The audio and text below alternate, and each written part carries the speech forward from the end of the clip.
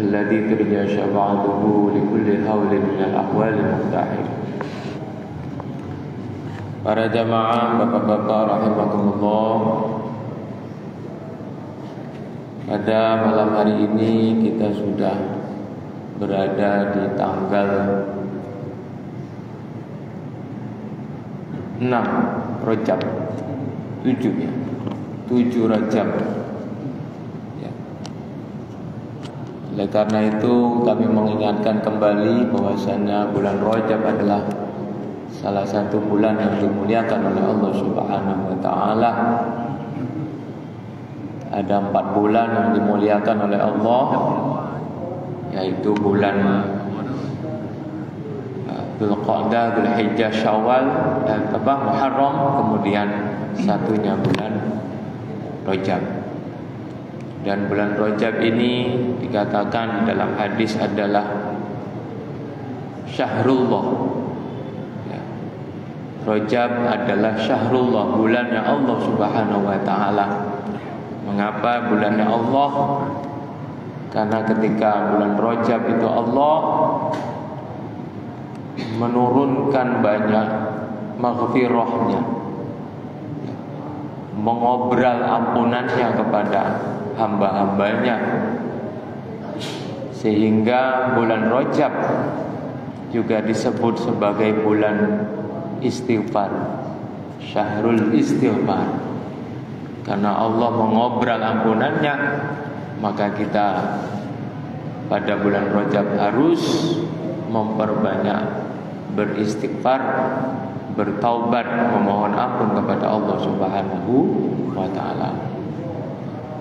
Rugi kalau ada orang yang ketika bulan Rajab berlalu begitu saja ya, tanpa memperbanyak ibadah, tanpa memperbanyak memohon ampun, istighfar kepada Allah Subhanahu wa taala. Oleh karena itu jangan kita sia-siakan kesempatan ini. Kita sudah diberi usia sehingga bisa bertemu dengan bulan Rajab, makanya kita perbanyak dengan membaca istighfar. Salah satu istighfar yang diajarkan oleh para ulama yaitu yang singkat ya, Rabbighfirli warhamni wa tub alayya. Rabbighfirli warhamni wa tub alayya, yaitu dibaca setiap hari pada bulan Rajab 70 kali pagi hari dan 70 sore hari. Rabbighfirli warhamni wa tub alayya, Rabbighfirli warhamni wa tub alayya. Itu istighfar yang banyak diamalkan oleh para ulama-ulama kita, guru-guru kita ketika di bulan Rajab. Kemudian juga ada salah satu amaliyah istighfar pada bulan Rajab, yaitu membaca Sayyidul Istighfar. Nah, Sayyidul Istighfar ini memang agak panjang, Pak, agak panjang. Inilah tuannya istighfar kalau ulama mengatakan. Bahkan di dalam hadis itu disebutkan orang yang membaca Sayyidul Istighfar ketika pagi hari dan menjelang sore atau sebelum datangnya sore, dia telah dicabut oleh Allah nyawanya, meninggal dunia, maka jaminan dari Allah adalah surga. Ada riwayat lain mengatakan yaitu matinya mati syahid. Ketika dia membaca di sore hari, belumlah pagi dia meninggal dunia, maka ya sama, dijamin surga. Atau dalam riwayat yang lain, dia matinya mati syahid, seperti orang yang mati syahid. Nah, bacaannya Sayyidul Istighfar ini agak panjang memang itu, tapi tidak 1 kali atau 3 kali. Ada riwayat mengatakan cukup 1 kali, ada yang mengatakan 3 kali, yaitu membaca Allahumma anta rabbi la ilaha illa anta khalaqtani wa ana 'abduka wa ana 'ala 'ahdika wa wa'dika mastata'tu a'udzu bika min syarri ma sana'tu abu'u laka bi ni'matika 'alayya wa abu'u bi dhanbi faghfirli fa innahu la yaghfiru dzunuba illa anta. Ini biasanya amalia ini yaitu amalia yang didawamkan ketika bulan Rajab, yaitu istiqomahkan setiap pagi dan setiap sore. Mudah-mudahan dengan datangnya bulan Rajab ini kita semua terdorong, termotivasi untuk memperbanyak istighfar, memperbanyak amaliyah ibadah kita, memperbanyak kebaikan-kebaikan kita. Selain itu juga bulan Rajab adalah bulan persiapan kita mau menyongsong datangnya bulan Ramadan. Itu Syahrul Rajab Syahrul Bidri kata ulama, wa Sya'ban Syahrul Saqi, wa Ramadan Syahrul Hasad. Bulan Rajab itu bulannya nanem, bulannya nanam. Jadi ketika bulan Rajab kita mulai nanam. Nanam apa? Memulai ibadah kita, memulai tadi istighfar, memulai puasa. Karena di bulan Rajab juga disunah ke puasa. Memulai baca Quran mungkin ya, istiqomahkan baca Quran, amalia-amalia sunnah. Nah, itu dimulai bulan Rajab. Baru kemudian masuk Sya'ban kita siram. Nah, siram ini maksudnya kita tambah lagi, tambah lagi, tambah lagi. Sehingga puncaknya ketika datangnya Ramadan, amaliyah itu sudah istiqomah, sudah terbiasa. Ya. Tidak lagi kita paksa lagi. Karena apa? Karena sudah kita mulai dari bulan Rajab, kita teruskan bulan Sya'ban, kita tambah lagi, bahkan semakin akhir Ramadan semakin semangat ibadah kita. Nah, itulah yang namanya panen. Ya, ulama mengatakan panen. Jadi bulan Rajab bulannya nanam, bulan Sya'ban bulannya nyiram, baru kita panen di bulan Ramadan. Nah, itu logikanya. Bagaimana kita akan memanen? Bagaimana kita akan memanen kalau kita tidak menanam? Makanya ulama menganjurkan sekali bulan Rajab untuk memulai menambah ibadah-ibadah kita agar di bulan Ramadan nanti kita mendapatkan panen yang besar. Berupa apa? Berupa rahmat Allah, berupa ampunan maghfirah Allah, dan terakhir janji Allah, itqun minan nar, terbebas dari api neraka. Bapak-bapak rahmatullah, itu sedikit muqaddimah berkaitan dengan datangnya bulan Rajab. Ya, dan juga bulan Rajab ini disunahkan puasa. Itu. Kapan puasanya Rajab? Ya pokoknya kita puasa bulan Rajab. Ambil di awal boleh, ambil di tengah boleh, ambil di akhir boleh. Meskipun tidak ada dalil yang secara sharih menjelaskan puasa, tidak. Tetapi ada dalil tentang puasa itu berkaitan dengan Ashhurul Hurum, bulan-bulan yang mulia. Jadi memang ada wong atau ke puasa bulan Rajab itu dak kate hadisnya. Ya, dak kate hadisnya. Ya. Hadis sahihnya memang dak kate, memang tidak ada, Pak. Itu. Tetapi ada hadis sahih yang berisi tentang perintah Nabi untuk berpuasa memuliakan bulan-bulan mulia. Bulan-bulan mulia tadi kan bulan Dzulqa'dah, Dzulhijjah, Muharram, Rajab. Ini sangat dianjurkan sekali mengisinya dengan ibadah, salah satunya dengan puasa. Itu. Nah, sedangkan fadilah-fadilah yang lain yang katakan ada orang yang berpuasa bulan Rajab maka sama seperti ibadah 100 tahun. Kemudian ada yang hadis mengatakan orang puasa bulan Rajab maka dia nanti dapat telaga di surga, itu namanya telaga Rajab. Itu hadisnya hadis dhaif. Ya. Tetapi ulama mengatakan hadis dhaif pun boleh diamalkan dalam hal fadilah-fadilah ibadah. Maksudnya yang berisi tentang motivasi orang untuk beribadah. Tidak berisi tentang hukum. Kalau berisi tentang hukum, misalnya halal, haram, boleh, tidak, mubah atau tidak, itu harus hadis sahih. Tapi kalau berisi tentang fadilah, fadailul a'mal, anjuran-anjuran, motivasi-motivasi supaya orang semangat untuk beribadah, boleh hadis dhaif dipakai selagi tidak dalam kategori hadis maudhu atau hadis palsu.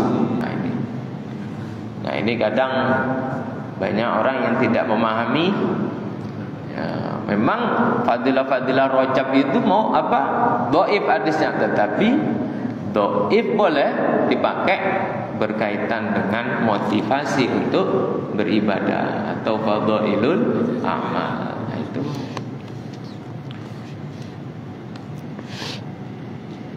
Para jamaah rahimakumullah, nah, itu muqaddimah sedikit tentang bulan Rajab. Biar kita tahu, paham amalia-amalia yang berkaitan dengan bulan Rajab. Selanjutnya kita akan meneruskan tentang pembahasan kita yang beberapa minggu yang lalu, yaitu berkaitan dengan pernikahan. Di dalam surah An-Nisa ayat 19 sampai ayat 24 itu dijelaskan tentang bentuk-bentuk pernikahan, tradisi pernikahan yang dilarang oleh Islam, yang mana sebelum datang Islam ini merupakan tradisi yang sudah berlaku berjalan. Salah satunya kemarin seperti kalau wong nikah, suaminya meninggal, istrinya itu boleh diwaris, diteruskan sama orang tua dari suami, mertua. Nah itu tradisi yang kemudian datangnya Islam lewat turunnya ayat ini kemudian dihapus tradisi itu. Jadi yang namanya istri kalau ditinggal mati suami, statusnya dia menjadi janda. Itu ketika janda maka haknya kembali kepada orang tuanya yang akan menikahkan dengan siapa. Jadi walinya wali wong tuanya lagi tetap. Nah, itu secara Islam. Tapi kalau tradisi orang jahiliyah dulu kan boleh diteruskan sama mertuanya, nah, atau sama anaknya. Nah, kemudian juga ada tradisi dalam masa sebelum Islam itu orang menikah itu dengan wanita siapa saja, tidak mengenal istilah mahram. Nah, tidak mengenal istilah mahram. Nah, di dalam Islam kemudian turunlah ayat ini, yaitu yang menjelaskan tentang mahram. Dalam bahasa kita apa? Muhrim atau mahram. Ya. Kalau bahasa Arabnya itu mahram. Mahram itu orang yang haram untuk dinikahi. Sebenarnya kalau muhrim itu, kalau bahasa Arab muhrim itu orang yang ihram artinya. Tapi karena kita sudah terbiasa nyebut muhrim, jadi nyebutnya muhrim. Tapi muhrim dalam istilah Indonesia yaitu orang yang haram dinikahi. Tapi kalau bahasa Arabnya mahram, yaitu orang yang haram dinikah. Di dalam surah An-Nisa ayat 23 itu disebutkan, A'udzu billahi minasyaitonir rajim. Hurrimat 'alaikum ummahatukum wa banatukum wa akhawatukum wa 'ammatukum wa khalatukum wa banatul akhi wa banatul ukhti wa ummahatukum allati arda'nakum. Nah, ayat ini menjelaskan tentang orang-orang yang haram untuk dinikah. Nah, kalau kategori termasuk di dalamnya berarti tidak boleh dinikah. Yang pertama, kategori pertama yaitu kategori hubungan nasab. Hubungan nasab. Siapa saja yang memiliki hubungan nasab, disebutkan di dalam Al-Quran itu yang pertama, hurrimat 'alaikum ummahatukum. Haram bagi kalian, maksudnya tidak boleh dinikah, tidak boleh dijadikan istri, ummahatukum, ibu-ibu kalian. Jadi ibu statusnya sebagai mahram, tidak boleh dinikah. Nah, kemudian dalam kaitannya dengan toharo bersuci, yang namanya mahram itu kalau bersentuhan maka tidak batal. Nah itu, ya kalau hubungannya dengan nikah tidak boleh dinikah dalam bab nikah. Kalau dalam bab toharo bersuci, mahram itu boleh bersalaman. Nah, salaman. Karena apa? Karena bersentuhan dengan mahram tidak membatalkan. Nah, otomatis kalau perempuan yang halal dinikah batal.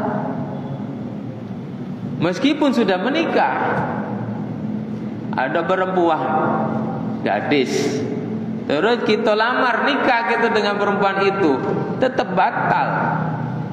Ini ada pendapat yang ngomong kalau sudah jadi istri tidak batal. Loh, istri itu kan awalnya bukan mahram, sehingga ketika menikah pun tetap batal bersentuhan dengan istri. Nah itu.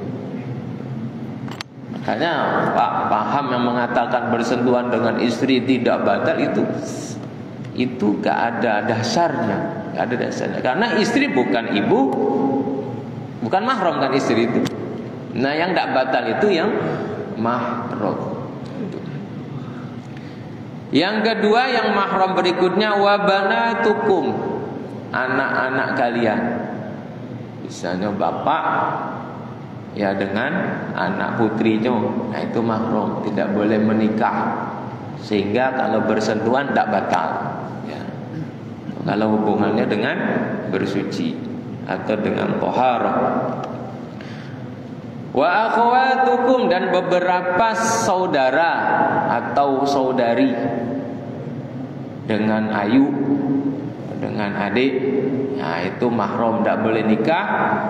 Nah, kalau bersentuhan tidak batal. Wa ammatukum, dan beberapa bibi. Itu dalam surah An-Nisa ayat 23. Mungkin kalau bawa api bisa disimak. Surah An-Nisa ayat 23 tentang mahram. Bibi.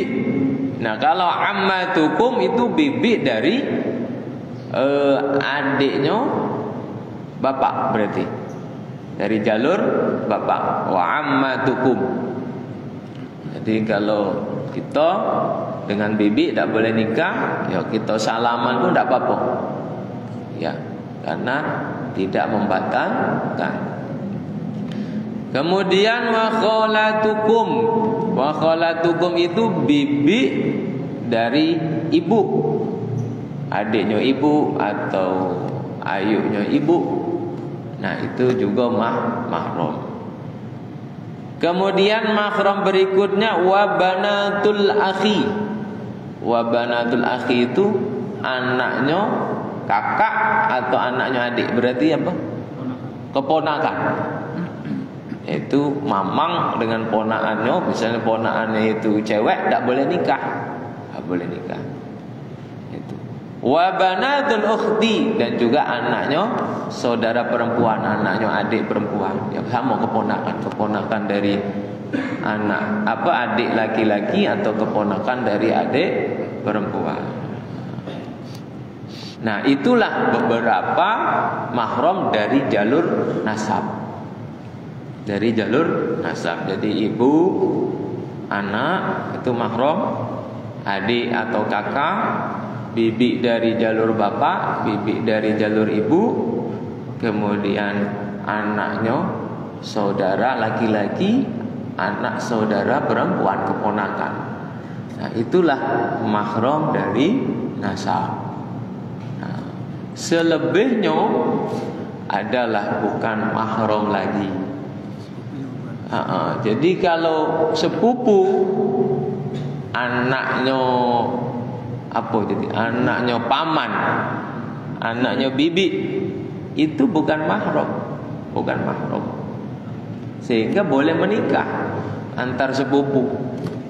Bahasa lainnya itu misan, antar misan itu boleh menikah. Nah, ketika sudah boleh menikah, otomatis hubungannya harus dibatasi, tidak boleh bersentuhan. Kalau bersentuhan bisa batal wudunya. Kemudian auratnya harus dijaga. Itu kalau hubungan yang bukan dengan mahram. Aurat dengan jaga itu maksudnya apa ya? Kalau perempuan harus nutup wajah atau nutup kepalanya dengan jilbab di hadapan yang bukan mahramnya. Nah, itu. Tapi kalau sesama mahram kan boleh kelihatan ya kupingnya, apa lehernya boleh. Nah, itu. Tapi kalau di hadapan dengan yang bukan mahramnya, orang lain, maka ya auratnya perempuan yang boleh tampak wajah, telapak tangan. Itu. Nah, seperti itu. Selanjutnya mahram yang berikutnya adalah hubungan dikarenakan rodho'ah. Rodho'ah itu sesusuan atau tunggal susu. Nah, itu biasanya kalau tradisi wong lamo itu kan ada anak, nah terus anak wong dia nyusuin atau ibu susuan namanya. Nah, itu. Nah, ketika ada ibu yang menyusui seorang anak, maka berarti anak itu ya sudah menjadi mahramnya. Ini di Al-Qur'an disebutkan wa ummahatukumul lati arda'nakum. Jadi ibu yang menyusuin itu jadi punya hubungan mahram, tidak boleh menikah. Dan juga wa akhwatukum minar radha'ah, dan dulur-dulur yang melalui jalur satu susuan. Jadi ibu tadi kalau punya anak, nah anak itu mahram dengan kita. Yang misalnya kita nyusu dengan seorang ibu susuan. Nah, ibu susuan ini punya anak, berarti otomatis kita mahram dengan anak ibu itu. Ya. Ibu itu misalnya punya adik, berarti otomatis kita mahram dengan adik ibu itu, karena ibarat bibi. Jadi kalau sudah susuan itu ibarat seperti orang tua kita atau ibu kita, sehingga yang berhubungan mahram dengan ibu itu maka juga akan menjadi mahram anak yang menyusu tersebut. Nah, seperti itu. Itu saudara lewat jalur susuan atau mahram dikarenakan susuan. Yang berikutnya wa ummahatu nisaikum wa rabaibukum allati fi hujurikum min nisaikum allati dakhaltum bihin. Kemudian mahram disebabkan hubungan musyaharah atau pernikahan. Ya, hubungan pernikahan. Siapa mahram disebabkan pernikahan? Yang pertama wa ummahatu nisaikum, ibunya istri. Ibunya istri itu berarti apa? Mertua. Jadi kalau kita dengan mertua lah nikah, punya mertua, nah mertua kita itu mahram. Ya. Tidak boleh kita nikah sehingga kaitannya dengan tadi salaman boleh. Jadi mantu menantu salaman dengan mertua boleh.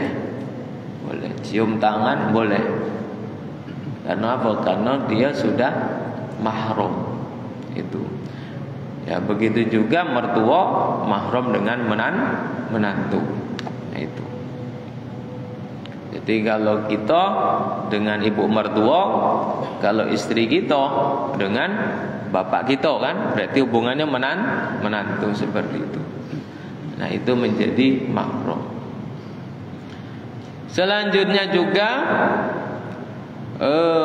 wa rabaibukumul lati fi hujurikum min nisaikumul lati dakhaltum bihin. Anak dari istri yang kita nikahin. Anak dari istri yang kita nikahin. Misalnya istri kita itu janda. Janda sudah punya anak. Anaknya cewek, kita nikah. Ya, nikah dengan istri kita tadi, janda tadi. Nah, anak bawaan itu menjadi mahram kita, meskipun bukan anak kandung kita. Apa anak bawaan? Anak bawaan istri itu juga menjadi mahram. Tidak boleh menikah. Tidak boleh menikah. Nah, itu. Tapi kalau sama-sama anak tiri boleh. Sama-sama anak tiri. Sama-sama anak bawa. Misalnya yang lanang sudah punya anak, yang betina juga punya anak, menikah. Dudo dengan jando ini menikah. Nah, anaknya juga boleh menikah. Kenapa? Karena anak bawaan itu tidak ada hubungan nasab, tidak ada hubungan mahram. Ya.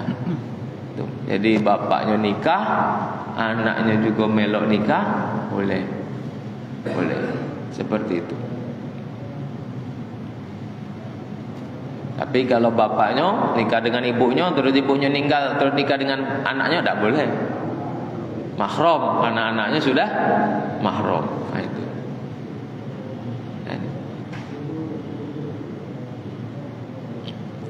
Nah, tapi disyaratkan di dalam ayat ini min nisaikumul lati dakhaltum bihin fa illam takunu dakhaltum bihinna fala junaha alaikum. Jadi istri yang janda tadi anaknya bisa mahram kalau istrinya itu sudah kita bapak sudah berhubungan antara suami dengan ibunya tadi, antara laki-laki dengan ibunya tadi sudah berhubungan. Tapi kalau belum berhubungan terus cerai, maka anaknya juga belum jadi mahram. Jadi syaratnya menikah dengan perempuan tadi dan sudah berhubungan. Kemudian wa antajma'u bainal ukhdaini illa ma qad salaf. Kemudian juga ini ada ketentuan di dalam Islam itu tidak boleh mengumpulkan dua perempuan, yang satu kakak, yang satu adik. Jadi kalau menikahi dalam kondisi bersamaan dalam satu ikatan, misalnya nikah dengan kakaknya, jarak berapa tahun nikah lagi dengan adiknya, selagi kakaknya masih ada, tak boleh dikumpulkan. Satu kakaknya bini pertama, adiknya bini kedua, ini tak boleh dalam Islam. Itu wa antajma'u bainal ukhtaini, mengumpulkan dua saudara dalam satu ikatan pernikahan tak boleh. Kecuali kalau tidak kumpul boleh. Pertama nikah dengan kakaknya, terus kakaknya meninggal, kemudian nikah dengan adiknya, boleh. Mengapa? Nama istilahnya apa? Turun ranjang. Nah, kalau turun ranjang itu boleh. Nah, yang tidak boleh kalau bareng masih hidup. Ya. Nah, itu tidak boleh. Wa anta jama'u bainal ukhtaini. Nah, itu. Kemudian dalam hadis dikatakan lagi juga yang tidak boleh lagi dibarengkan tadi, yaitu antara perempuan dengan bibinya. Dengan bibi. Itu. Ini ada hadisnya disebutkan wa ulhiqat as-sunnatu al-mutahhara al-jam'a bainal mar'ah wa 'ammatiha wal jam'a bainal mar'ati wa khalatiha. Jadi disebutkan di dalam hadis itu dilarang mengumpulkan atau membarengkan perempuan dengan bibinya, baik bibi dari jalur bapaknya atau dari jalur ibunya, tidak boleh. Jadi ada ponaan kita nikah, ada perempuan kita nikah terus kita nikah lagi dengan bibinya, tidak boleh. Tapi kalau perempuan itu sudah meninggal baru dinikah bibinya baru boleh. Tidak berbarengan dalam satu ikatan. Yang terakhir, ya, yang diharamkan untuk menikah adalah wal muhsanatu minan nisa, yaitu perempuan-perempuan yang muhson. Perempuan yang muhson itu adalah perempuan yang sudah punya suami. Ya, istilahnya apa? Bini wong. Bini wong ya tidak boleh lah gitu. Kita lamar gitu nikah tidak boleh. Atau sudah dicerai tapi masih dalam iddah juga tidak boleh. Jadi kalau menikah dengan janda itu syaratnya dia sudah dicerai dan sudah habis masa iddah. Masa iddahnya, masa menunggunya. Itu. Iddahnya berapa lama? Iddahnya kalau cerai itu 3 kali suci untuk yang masih bisa haid. Kalau tidak bisa haid lagi berarti 3 bulan iddahnya. Tuh. Tapi kalau yang ditinggal mati suami, ya, ada seorang perempuan nikah, kemudian suaminya meninggal, nah boleh menikah lagi perempuan itu setelah iddahnya 4 bulan 10 hari, ya. 4 bulan 10 hari. Walladzina yatawaffawna minkum wa yadaruna azwajan yatarabbasna bi 4 ashhuri wa ashra. Yatarabbasna 4 ashhuri wa ashra. Jadi dia harus menunggu iddah itu 4 bulan 10 hari. Ketika iddah selesai, baru kemudian dia boleh menikah kembali. Nah, itulah bapak-bapak para jamaah rahimakumullah, beberapa ketentuan mahram wanita-wanita yang dilarang untuk dinikahi. Pertama karena hubungan nasab, yang kedua karena rodho'ah, menyusui tadi, yang ketiga karena pernikahan musyaharah, mertua dengan menantu tadi, yang keempat karena dikumpulkan, dibarengkan tadi. Nah, dibarengkan itu yang tidak boleh, ya. Nah, itu beberapa kategori perempuan yang mahram. Nah, selain itu berarti itu menjadi wanita ajnabiyah, wanita lain yang boleh dinikahi. Nah, kalau sudah wanita itu boleh dinikahi, nah ketika wudu, ya, maka membatalkan. Nah, ketika sudah wudu bersentuhan maka membatalkan. Jadi kesimpulannya istri, karena istri itu dinikah oleh kita, berarti kalau bersentuhan dengan istri batal. Nah, itu bersentuhan dengan istri batal. Nah, itu saja bapak-bapak para jamaah rahimakumullah, ya, berkaitan dengan mahram. Mudah-mudahan ilmu yang kita pelajari ini senantiasa menambah semangat kita untuk semakin belajar, menambah ilmu, dan apa yang telah kita ketahui ini mudah-mudahan bisa kita amalkan. Amin ya rabbal alamin. A'udzubillahi minasyaitonir rajim. Bismillahirrahmanirrahim. Alhamdulillahirabbil alamin. Hamdan yuwafi ni'amahu wa yukafi'u mazidah. Ya rabbana lakal hamdu kama yanbaghi li jalali wajhikal karim wa 'azimi sultanik. Allahumma shalli ala sayyidina Muhammad wa ala ali sayyidina Muhammad. Allahumma ja'al jam'ana hadza jam'an marhuma wa tafarraqana min ba'di tafarruqan mubarakan ma'suma. Allahumma barik lana fi Rajab wa Sya'ban wa ballighna Ramadan. Allahumma barik lana fi Rajab wa Sya'ban wa ballighna Ramadan. Allahumma barik lana fi Rajab wa Sya'ban wa ballighna Ramadan. Rabbana atina fid dunya hasanah wa fil akhirati hasanah wa qina adzabannar. Sallallahu ala sayyidina Muhammadin wa alihi wa sahbihi wa sallam. Alhamdulillahirabbil alamin. Taqabbal minkum. Assalamualaikum warahmatullahi wabarakatuh.